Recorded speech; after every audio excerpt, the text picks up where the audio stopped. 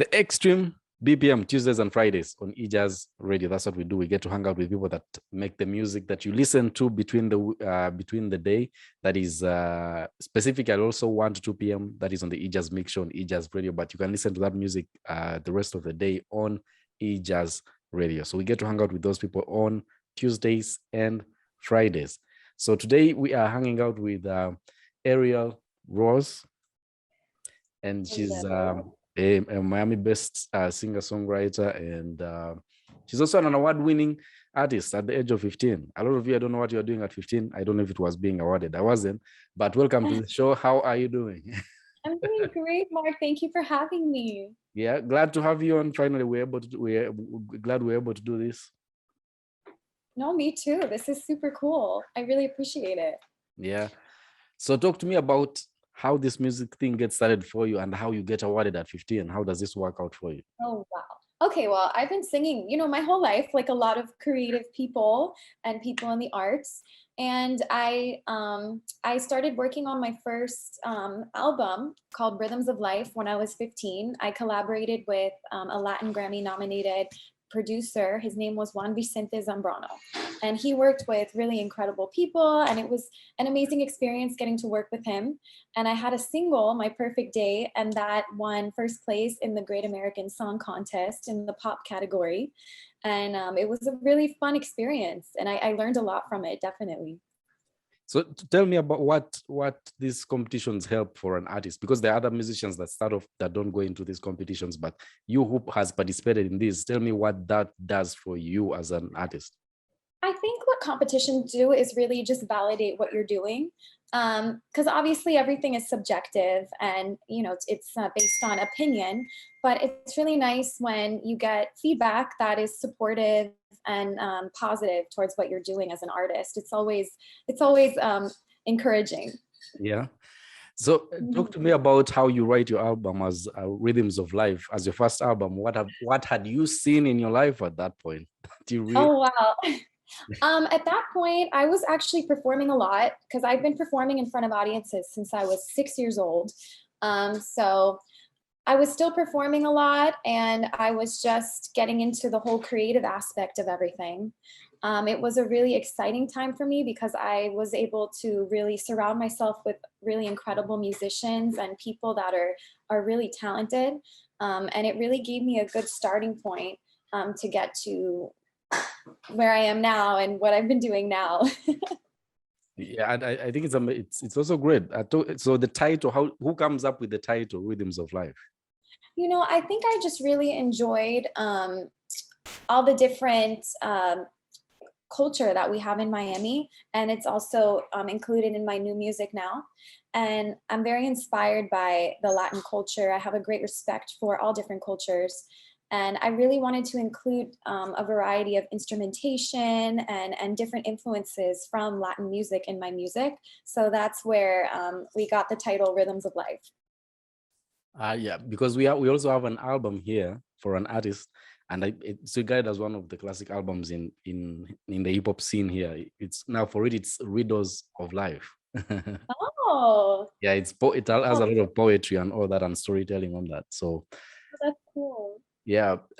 So you have, talk to me about Rhythms of Life. After that, what else? What did this expose you to, and what did you learn from it moving forward to the next projects you came to? Well, I was young when I did Rhythms of Life. I was only 15 at the time. So I think I've grown a lot since then. I learned a lot. I experienced a lot. I went on tour with Cirque in one of their productions performing. I went to the University of Miami where I got a degree in music as well. And I've been performing full time now since that point. And it's been really wonderful. And I've really enjoyed being able to connect with different audiences and different people through what I do. Yeah, and now that is out of the way, you're trying to come up with a visual EP now, right? Yes. I have a visual EP called In Paraíso coming up. The reason I named it In Paraíso is because it's in Spanglish, so it's half Spanish, half English. I worked with some really incredible producers and songwriters on the music. The one that I just released that you featured, En El Paraíso, I have a Latin Grammy winning nominated duo, Gio and Fernandez and Mike Muñoz, who worked on it. But also I have a really awesome song coming out next month with a Latin Grammy winning producer, Tony Succar, and a Dominican rapper, Lors. So I'm really excited about that one. You know, how does it feel though? Because, you know, you started off young with rhythms of life. You performed across the country, and how does it feel when you keep attracting these people that are Latin Grammy nominated acts and people that have been in the business for a while, that have been awarded? How does it make, you know, first, how does it make you feel, and what does it do for you? It definitely makes me feel really grateful that I'm able to have these opportunities, because I know a lot of people don't. And it's really wonderful to be able to work with people that are so talented, and they have positive energy. They have wonderful visions as well in their own careers. So it's really nice to be able to collaborate with people like that, because it just opens up the box to all this creativity and all these really exciting opportunities. Now, I don't want to put this against any of them. Who has given you the best advice among all those you've met? I know you've had an amazing relationship with them, so this has nothing to do with picking one over the other, but who has given you the best advice? I think there are a couple people that have given me the best advice.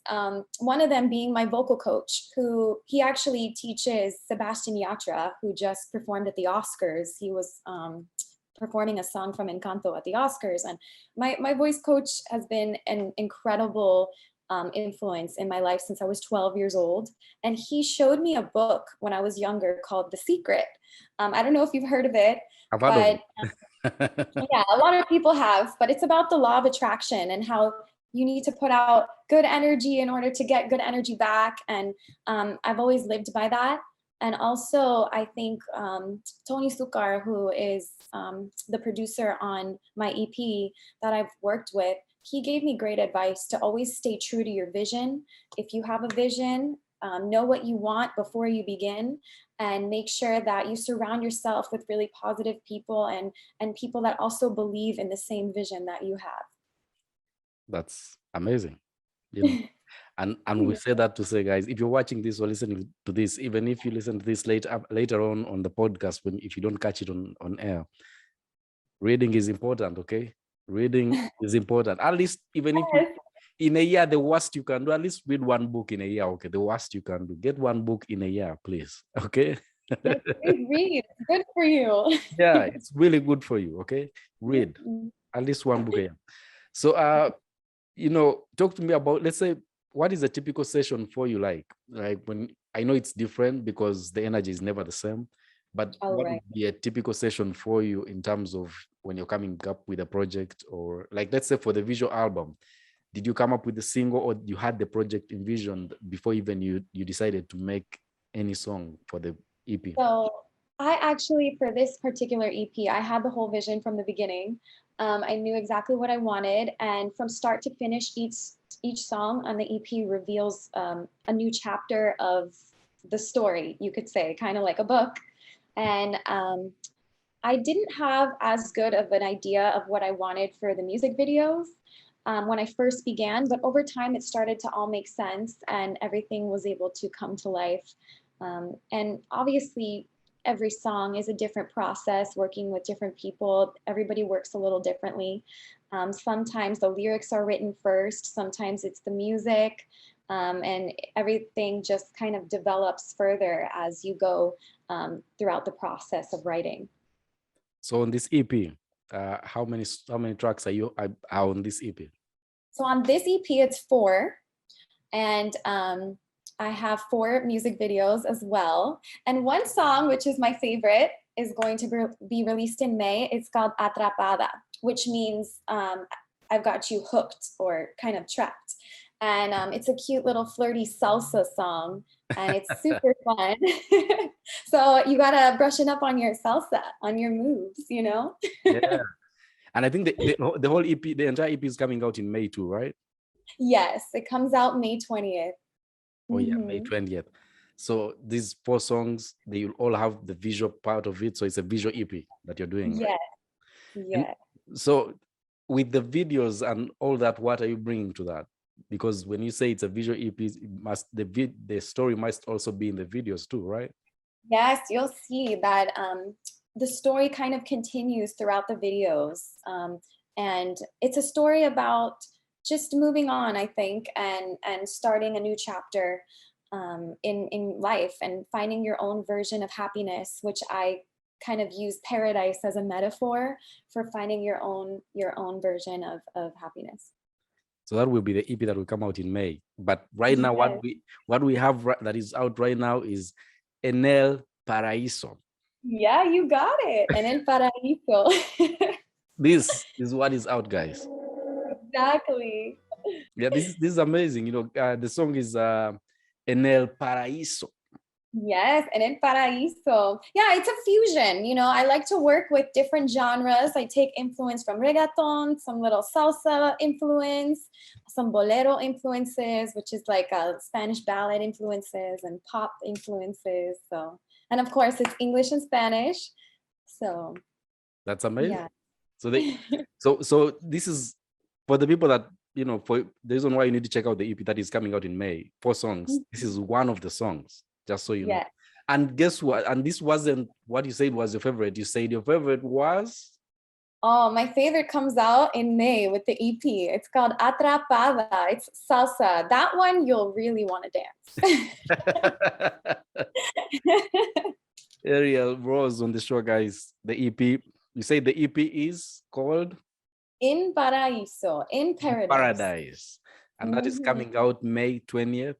And the single that is out right now is Enel Paraíso, which is in Paradise, right? Exactly. So this is the title track of the EP, but it's a visual thing, so people will definitely get the full story of visually and at the same time through songs. Exactly. So make sure you check it out. Yeah, absolutely. Have to check it out. So May 20th, mark that date when that will be out. So what else are you working on? Oh, I have more music after the EP coming out. I've been working on that now. So that should be finishing up soon, fingers crossed.